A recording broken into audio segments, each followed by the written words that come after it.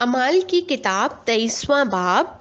पौलुस ने सदर अदालत वालों को गौर से देखकर कहा, ए भाइयों, मैंने आज तक कमाल नेक नियति से खुदा के वास्ते उम्र गुजारी है।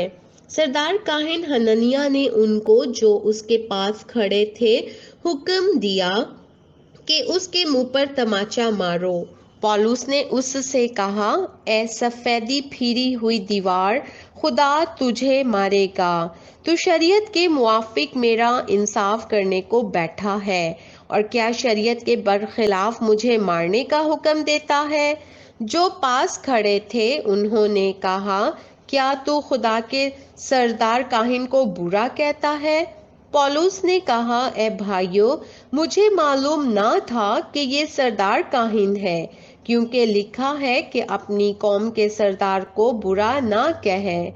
जब पौलुस ने ये मालूम किया कि बास सदूकी हैं और बास फरीसी, तो अदालत में पुकार कर कहा कि ए भाइयों, मैं फरीसी और फरीसियों की औलाद हूँ।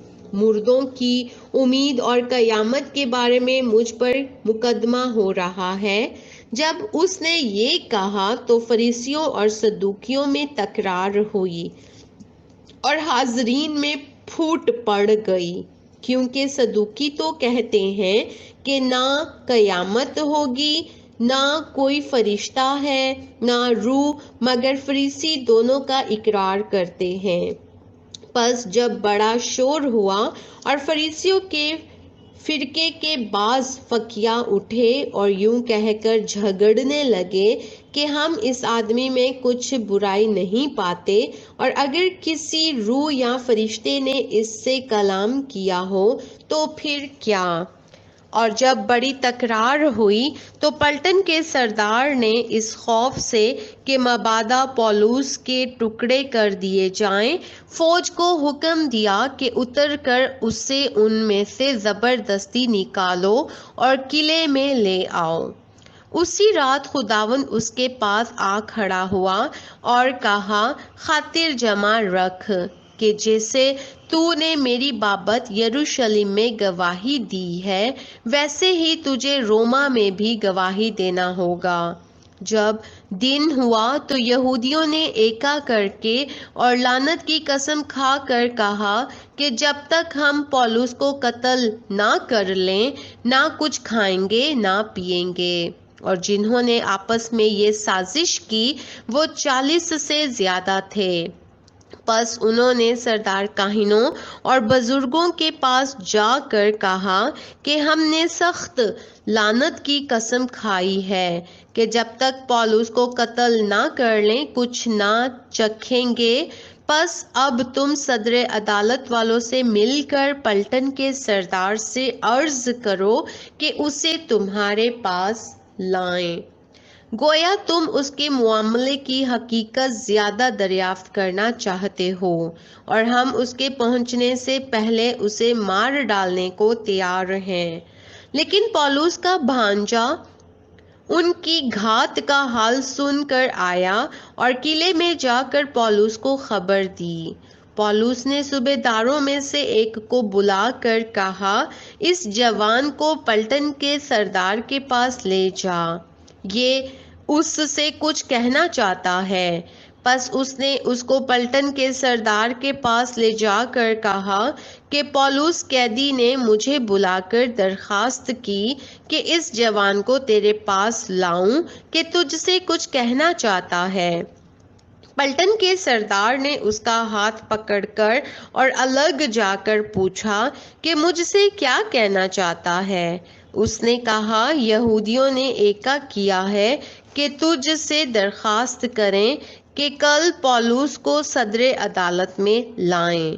गोया तू उसके हाल की और भी तहकीकात करना चाहता है, लेकिन तू उनकी ना मानना, क्योंकि उनमें 40 शख्स से ज्यादा उसकी घात में हैं, जिन्होंने लानत की कसम खाई है कि जब तक उसे मार ना डालें ना खाएंगे ना पिएंगे, और अब वो तैयार हैं, सिर्फ तेरे वादे का इंतजार है।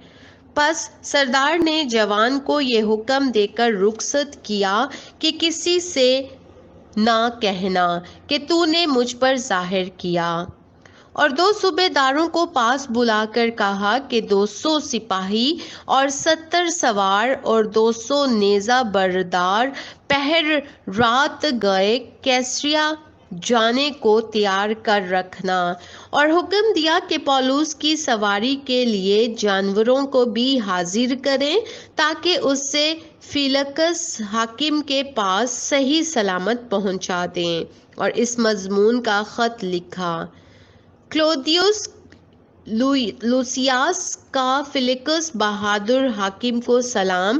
اس شخص کو یہودیوں نے پکڑ کر مار ڈالنا چاہا، مگر جب مجھے معلوم ہوا کہ یہ رومی ہے تو فوج سمیت چڑھ گیا اور چھڑا لایا، اور اس بات کی دریافت کرنے کا ارادہ کر کے کہ وہ کس سبب سے اس پر نالش کرتے ہیں، اسے ان کی صدر عدالت میں لے گیا، اور معلوم ہوا کہ وہ اپنی شریعت کے مسئلوں کی بابت اس پر نالش کرتے ہیں، لیکن اس پر کوئی ایسا الزام نہیں لگایا گیا کہ قتل یا قید کے لائق ہو۔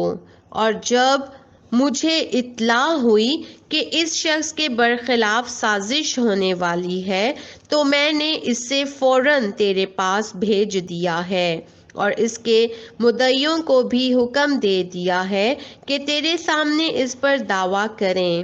پس سپاہیوں نے حکم کے موافق پولوس کو لے کر راتوں رات انتریپترس میں پہنچا دیا، اور دوسرے دن سواروں کو اس کے ساتھ جانے کے لیے چھوڑ کر آپ قلعے کو پھرے۔